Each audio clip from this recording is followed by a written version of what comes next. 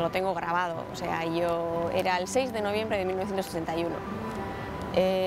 Yo vine del colegio, salí del colegio de donde estudiaba y unos señores, eran policías, yo no sabía, me enseñaron el carnet de identidad de mi hermano y me dijeron: ¿vive aquí José Ignacio Zabala Artano? Y sí. Mi madre abrió la puerta, yo toqué el timbre, mi madre abrió la puerta y cuando vio a los dos hombres conmigo ya sospechó algo no bueno. Entonces estos señores nos dijeron que había habido un intento de atraco en un banco en Tolosa, en la Caja Laboral de Tolosa, y había 4 personas involucradas en ese atraco, de las cuales detuvieron a un chico y los otros 3 huyeron. Entre los 3 que huyeron estaba mi hermano Joshi y estaba Josian. Así es como nos enteramos que habían cometido el atraco y luego ya nos enteramos que pertenecían a un comando de ETA. Pero nosotros no tuvimos noticias de ellos hasta 2 o 3 meses más tarde, que llegó una carta de mi hermano Joshi en la que ponía que estaba bien, que nos podíamos reunir en Hendaya en una fecha concreta, y es así como pudimos acudir al encuentro las 2 familias, los Lasa y los Zabala, y pudimos verles por primera vez después de haber pasado la frontera. Las visitas, yo recuerdo sobre todo mi madre, la ilusión que ponía mi madre a la hora de preparar las cosas, pues ese cariño especial que casi todas las madres hacen, esta comida que le gusta, este pantalón que necesita, esta chaqueta que tal, y luego recuerdo el abrazo de mi hermano y de mi madre. Era un abrazo, yo creo que siempre daba la impresión de que iba a ser el último abrazo, no sé por qué, mi madre siempre tenía esa sensación y siempre la misma pregunta: ¿cuándo vas a venir a Tolosa? ¿Cuándo? Y siempre la misma respuesta: tranquila, ma, todo esto se solucionará y ya verás cómo enseguida, dentro de un par de años, estoy de Udaltzaingoa en Tolosa. Mis hermanos los mayores ya sabían algo, en la calle les habían comentado algo, lo que pasa que nadie se atrevía a ir a casa a decir semejante noticia. Entonces al final vino una persona que representaba al Comité de Refugiados y nos dijeron que desde la noche del sábado al domingo que Joshi y Josian no habían aparecido, que el coche que iban a coger para irse a unas fiestas estaba aparcado en el mismo sitio, no lo llegaron a coger. En el coche estaba la cazadora de mi hermano Joshi, que todavía hoy la tenemos en casa, y en la cazadora había un mechón de pelo bastante abundante de Joshi, y luego se notaba que había habido un forcejeo. Entonces se puso la denuncia, se tuvo que ir a Bayona, interponer una denuncia en Bayona, pero ahí poco caso nos hicieron. Y luego lo que sí recuerdo es que se crearon patrullas de familiares, amigos y conocidos, patrullas de búsqueda. Y recuerdo que a la vuelta de una de estas búsquedas, en un control de la Guardia Civil les pararon a mi hermano el mayor, Juan Mari, y al hermano mayor de Josian, a Miguel Mari. Les empezaron a interrogar, les pidieron los papeles, ya sabían de dónde venían, pero les preguntaron: ¿de dónde venís? Y les dijeron: de buscar a nuestros hermanos. Y entonces empezaron a mofarse de ellos, les pusieron una pistola en la sien y les dijeron: esos están donde tienen que estar. Sí. Joshi y Josian no fueron reivindicados como la primera acción del GAL, todavía no oíamos hablar del GAL, pero ya inmediatamente a principios de diciembre, con el secuestro de Segundo Mare, ya comenzamos entonces a oír las siglas GAL. Y el 19 de diciembre asesinaron a Cayu Oñaderra, que era amigo íntimo de Joshi y Josian, que trabajaba en un bar. Y el 28 de diciembre asesinaron a Chapela. Bueno, murió unos días después del intento de asesinato, delante de su hija y de su mujer. Y todos eran conocidos de Joshi y Josian. Entonces tú ya empiezas a atar cabos y dices: esto no es una casualidad. Recuerdo que mi madre siempre estaba en casa con la radio. Mi madre estuvo 3 meses enteros sin salir de casa. No tenía fuerzas para salir de casa. Y recuerdo que en una comida nos comentó mi madre: he oído esta noticia en la radio. Y ella misma escuchó que una persona reivindicaba en nombre del GAL el asesinato. Hoy mismo hemos dado muerte a José Ignacio Zabala Artano y José Antonio Lasa Aróstegui en nombre del GAL, en Alicante. Y mi madre escuchó esa noticia, nos la contó y nos dijo: ¿a dónde voy? ¿Qué hago? ¿Por qué no se investigó? Está claro por qué no se investigó, porque sabían quiénes habían cometido lo que había, la crueldad, la maldad, el acto que habían cometido, aquel asesinato. Llegó una orden, concretamente el juez Baltasar Garzón y el fiscal Ignacio Gordillo nos convocaban a los familiares a la Audiencia Nacional para poder intentar identificar unas fotos con los restos óseos de los que estamos hablando.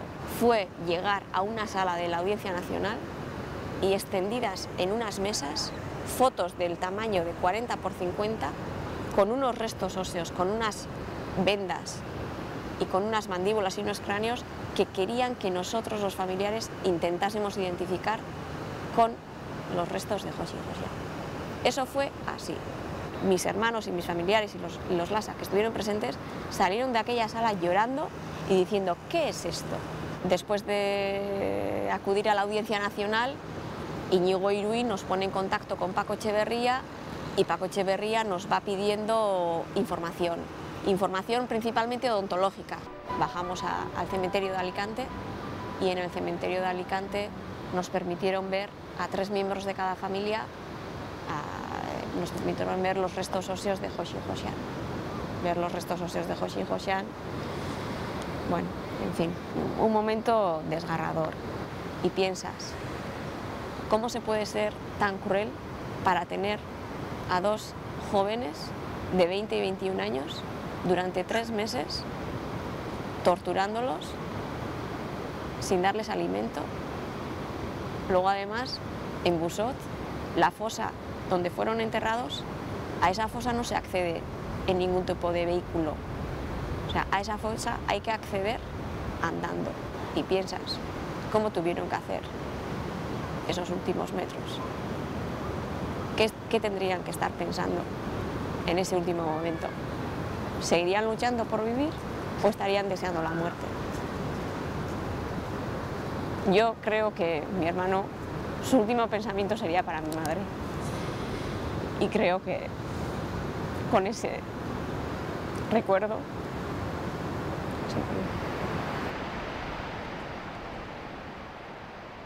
hasta hace poco, cada vez que hablaba algo relacionado con mi hermano, yo lloraba. Lloraba de la emoción, lloraba de la impotencia, lloraba de la indefensión suprema que hemos tenido que sentir durante tantos años, lloraba del maltrato que hemos tenido que recibir por todos los lados, institucional, policial, judicial, todos los ámbitos. Quiero saber la verdad y quiero que se sepa la verdad y que se vea la verdad. Nosotros recibimos una orden judicial del juez Bueren diciendo que los restos óseos de Joshi Josian llegaban al aeropuerto de Fuenterrabía y podíamos ir al aeropuerto de Fuenterrabía los familiares.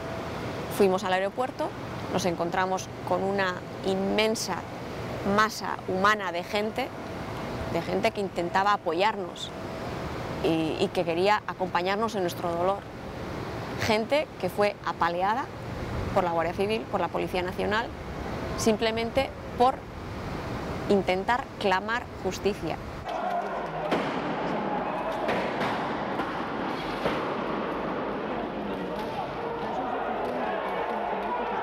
Recuerdo entrar en el aeropuerto y estar a salvo, pero estar a salvo viendo cómo la Policía Nacional está apaleando a todos los que están fuera.